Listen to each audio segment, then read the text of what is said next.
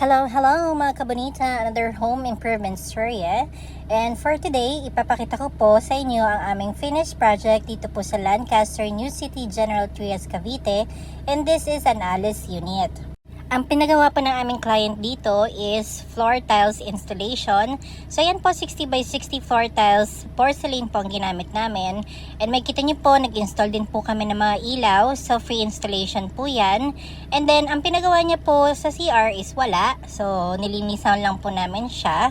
So before turnover, syempre kailangan malinis po yung bahay. And then ang pinagawa niya po dito sa stairs is wood. And yan pong ilaw, pinalagay niya po sa amin sa stairs. And then, ayan po, hindi po siya nagpa-interior paint. But we make sure na syempre malinis po yung kanyang wall prior turnover. And ginamit po namin dyan is wood planks and naka-finish po siya. So, ayan po, makikita niyo po, yan po yung prefer na color ng aming client. So, ginaya lang po namin kung ano po yung kulay ng kanyang panel or wall cladding dito po sa kanyang understair cabinets. And yung design po na yan ng kanyang kitchen and understair cabinet and wood is galing po syempre sa aming client. So yan po, nagpalagay lang po siya ng mga cabinet na meron pong partition dito po sa kanyang understair. And to hide it, gumamit po kami ng PVC wall cladding. So ayan po, ang loob po niya is laminated. So hindi po siya paints. So, mas maganda po laminated para pagkatagalan, syempre hindi po siya naninilaw yung kulay. At the same time, long lasting po siya. Huwag nyo lang po siyang babasain. So, ginamit din po namin dito sa kanyang kitchen cabinets is modular laminated. And then glossy po yung laminated na ginamit po namin. And yan po included po yan pag nagpagawa kayo ng kitchen, ang cutlery tray.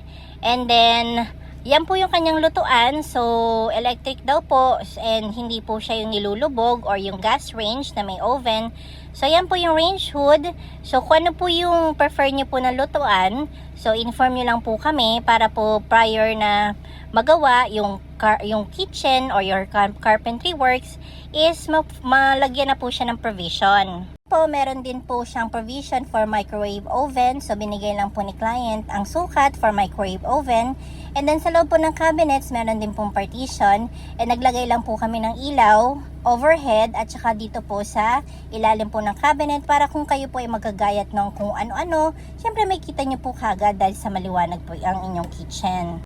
So, meron din po yan, meron pong saksakan or outlets. And ang yung butas na po yan, meron po saksakan sa ilalim dahil nasa ibabaw lang po ng countertop daw po ang lutuan ng aming client. Then, kasama naman po sa kitchen extension, ito pong double stainless sink. So, stainless po yan, color black. So, yan po yung preferred na kitchen sink and faucet ng aming client. So, ayan po, sobrang elegant and very maganda. And may cover din ang sink. Syempre kapag gabi, di natin nakikita, may mga ipis na lumalabas dyan. And nagpalagay lang din po si homeowner dito po sa baba ng mga ilaw. Yan po.